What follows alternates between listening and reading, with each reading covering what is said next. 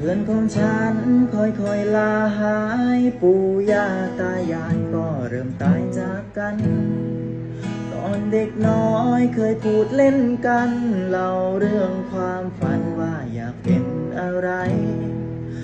บางคนนั้นก็อยากเป็นหมอส่วนบางคนพออยากให้เป็นครู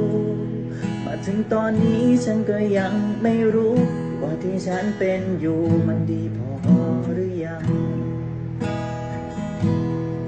แต่ฉันแค่อยากให้มันเป็นดังคืนวันที่เคยผ่านพ้น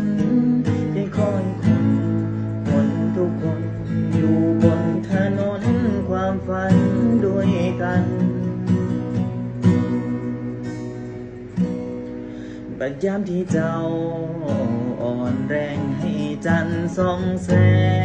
งเฉิดฉายยามที่โลกของแม่หมดไฟฝากดวงดาวไปส่องแสงให้ที